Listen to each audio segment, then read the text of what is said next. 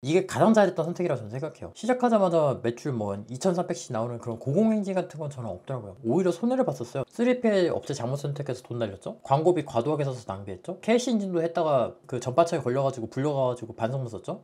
간식도 인증했었는데 그 수입도 못하고 인증비만 날렸죠. 지금은 약간 확신할 수 있는 것 같아요. 내가 걱정할 수준의 리스크가 아니면 발전도 없고 수익도 없고 경쟁력도 없다는 거예요. 나는 다시 태어나도 엄마한테 태어날 거야. 들어보신 적 있어요? 되게 감동적이잖아요. 근데 저 역시 지금 다시 돌아가도 똑같은 선택할 것 같은 것들이 몇 개가 있거든요. 여러분도 그런 거 있으시죠? 사람은 흔히 후회동물이라고 하잖아요. 아, 이건 정말 잘못 선택했구나 싶은 순간들이 있어요. 그런데 반대로 시간이 지나도 이건 정말 잘한 선택이었다고 느껴지는 것도 있거든요. 오늘은 제가 영상을 보고 계신 분들한테 저보다 훨씬 유리한 포인트에서 시작하실 수 있도록 제가 시행착오 겪으면서 배웠던 그 선택의 팁들만 잘 따라가시면 저보다 더 빠르고 효율적으로 성공에 가까워질 수 있을 것입니다. 다시 돌아가도 선택할 가치가 있는 것들에 대해서 한번 이야기 나눠볼게요. 첫 번째는 정부 지원을 활용했던 것이었어요. 다시 한다면 제도를 안 쓰고 정부 지원으로 시작할 것 같아요. 정부 지원이 진짜 많거든요. 제가 나중에 이거 인터뷰 따려고 하는데 처음에 자기 돈 써서 브랜드 할 필요 전혀 없어요. 처음 소량으로 사입하시면은 1월달, 2월달부터 청창사 나오면서 지원 사업 엄청 많이 나오거든요. 그러면 그것만 활용해도 엄청 많이 아낄 수 있어요, 돈. 저는 그걸 나중에 알았는데 그나마 나중에라도 알아서 다행인 것 같아요. 뭐 간단하게 제가 받았던 거 나열해볼까요? 상표권? 이거 이미 있어요. 상세 페이지 제작하는 거? 국내 용품은 받을 수 있거든요. 국내 OEM도 되게 많이 할 수 있어요, 소량으로. 그걸로 만든 다음에 받으면 돼요. 미리캐머스? 이것도 미리캐머스 주관하는 지원 사업 받으면 1년 무료권 줘요. 해외 수입 박람회? 정부 지원은 아닌데 완전 해외 프로그램들이 몇 개 있거든요. 그런 것들을 이용하면 가격을 정말 착하게 다녀올 수 있어요. 청창사? 저는 조건이 안 돼서 못하는데 뭐 이거 청창사로 시작하신 분들 워낙 많죠. 뭐 1억 7천만 원까지 받으신 분들 엄청 많아요. 그 밖에 뭐 사진 촬영 있죠, 패키징 있죠, 변리사 상담 있죠, 변호사 상담 있죠, 세무사 상담 있죠. 제가 볼 때는 초반에 돈 쓸 필요가 없어요. 진짜 웬만한 서비스들은 다 있습니다. 다만 그거를 정리해 놓은 유튜브 채널이 없어서 제가 25년도에는 그거를 좀 정리해 보려고 해요. 구독과 좋아요를 꼭 부탁드립니다. 여러분들은 저처럼 돈 많이 쓰지 마시고 소량으로 사입해서 천천히 판매하시면서 그걸로 한번 시작을 해보세요. 두 번째는 좁고 깊게 고마진으로 선회한 것. 처음엔 저는 저렴한 가격으로 많이 판매해 보겠다는 마치 샤오미처럼 대중적으로 접근하려는 그런 생각들을 가지고 있었어요. 그런데 대량으로 사입을 하면서 정말 잡다한 물건들을 잔뜩 수입해서 판매를 했었어요. 그런데 문제는 이게 매출은 오르는데 이익이 안 나는 게 문제였어요. 결국에는 매출만 남을 뿐 정작 남는 게 없으니까 이게 무슨 소용인가 싶더라고요. 그래서 그때 생각을 바꿔서 한 달에 단 한 개라도 팔아도 되니까 고마진 제품에 집중하자는 방향으로 그때 전환을 하기 시작했었어요. 간단하게 말하면 좀 실속을 좀 챙기자는 거죠. 특히 한 가지 제품을 구성하고 패키징을 신경 써서 완성도 있게 만들어 보자는 그런 방향으로 접근했더니 그때서야 유의미한 성과가 나오기 시작하더라고요. 그 제품이 성공하니까 나머지 아이템들이 잡다하게 벌어주는 금액보다 그거 하나가 모든 걸 다 커버를 해주더라고요.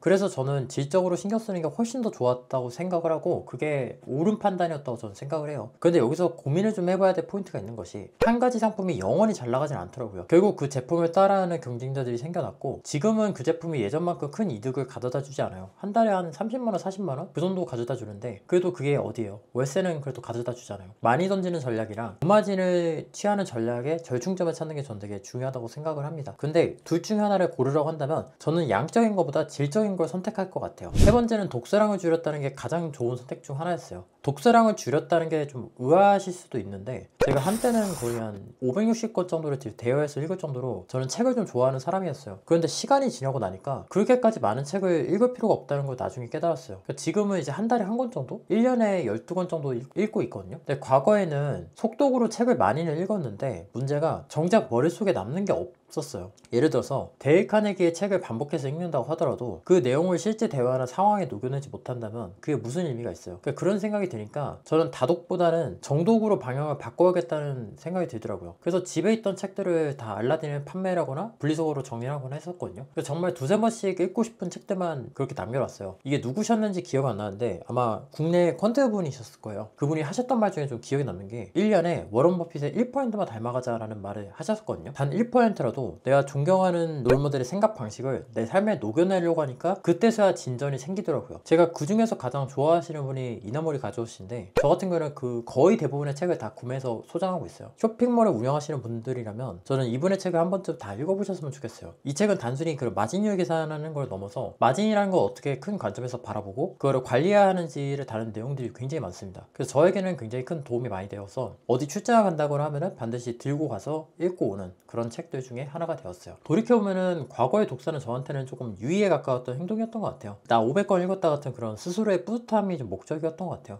그런 뿌듯함을 좀 내려놓고 한 권만이라도 제대로 읽어서 실질적인 도움을 얻으려고 했었던 그 선택들이 잘한 선택 중에 하나였다고 생각을 해요. 네 번째는 SNS를 이어온 것이에요. 유튜브 영상이니까 편의상 유튜브로 할게요. 돌이켜봐도 유튜브를 시작한 건 반드시 해야 했던 선택이라고 저는 확신을 합니다. 왜냐하면 솔직히 처음에는 시간이 낭비되는 것 같았거든요. 그래서 저는 유튜브를 그만둔 적도 있었어요. 아마 2023년쯤이었을 거예요.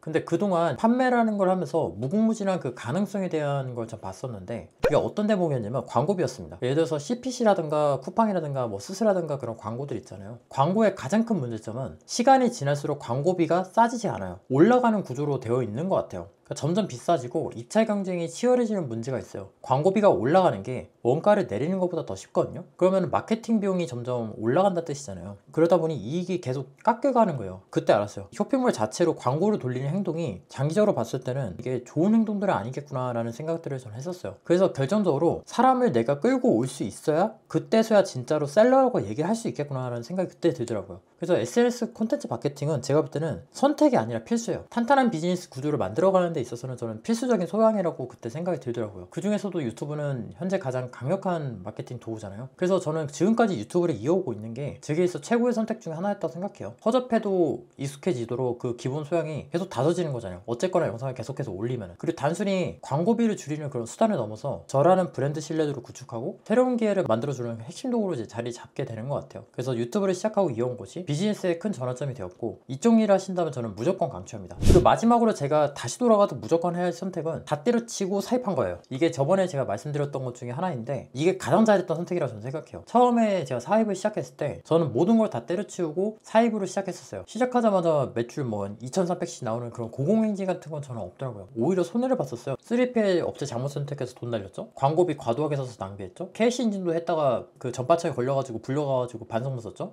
간식도 인증했었는데 그 수익도 못하고 인증비만 날렸죠. 계속해서 손해만 봤었고 저는 되게 운이 좋았던 케이스라고 생각을 해요. 지금까지 이걸 이어올 수 있었던 게. 하지만 다시 돌아간다 해도 저는 사입을 할 것 같아요. 그렇게 손해를 봤어도 지금은 약간 확신할 수 있는 것 같아요. 내가 걱정할 수준의 리스크가 아니면 발전도 없고 수익도 없고 경쟁력도 없다는 거예요. 여기서 중요한 건 내가 걱정할 만한 수준의 리스크인 거예요. 걱정이 안 된다는 건 저는 그게 투자가 아니라고 생각해요. 리스크를 짊어지고 나서야 그 리스크에 걸맞는 그릇으로 성장할 수 있게 되더라고요. 그러면 리스크라는 게 뭐냐라고 한다면 저는 걱정이 되는 수준의 리스크인 것 같아요. 한 달에 내가 200만 원 벌어요. 근데 만약에 내가 사입에 한 2만 원 투자한다 해볼게요. 그게 걱정이 되겠나요? 너무 크지도 않고 너무 작지 않은 그 중간 단계 어딘가를 선택하는 게 되게 중요했던 것 같아요. 만약에 그때 제가 대량 등록으로 거의 한 제가 19개 정도 이제 사업자 등록을 했었어요. 만약에 제가 리스크를 짊어지기 싫다는 이유로 구매대행 대량 등록을 뭐 한 50개, 100개씩 이렇게 사업자 등록을 했었으면 저는 지금쯤 그냥 망했을 것 같아요. 망하고 다른 회사에 가서 전혀 다른 일을 하고 있었을 것 같아요. 돈을 못 벌었을 것 같냐 라고 물어본다면 벌긴 벌었을 것 같은데 다 까먹었을 것 같아요. 그렇다고 해서 이 리스크를 짊어지라는 의미가 한 방에 전 재산을 투자할 정도의 리스크를 짊어지라는 게 아니잖아요. 걱정이 되는 그 정도의 리스크를 투자하자는 거잖아요. 저는 그게 건강한 리스크라고 생각을 해요. 그래서 이렇게 5가지가 저는 시간을 돌려서 하고 싶을 만큼 가치 있는 선택들이었다고 생각을 합니다. 앞으로도 제가 살아가면서 선택을 여러 가지 할 거 아니에요. 근데 그러면서도 제가 선택한 것들에 대한 그런 기준선이 될 것 같아요. 24년이 이제 마무리 되셨으니까 따뜻한 커피 한잔 하시면서 여러분의 한 해를 결산해 보시는 건 어떨까요? 올해 내가 했던 선택들 중에서 잘했다 싶은 그런 순간들을 떠올리시면서 스스로에게 칭찬을 보내는 시간을 가져보는 것도 저는 좋을 것 같아요. 혹시나 궁금한 점 있으시면 댓글 남겨주시고요. 저는 다음 시간에 뵙도록 하겠습니다. 감사합니다.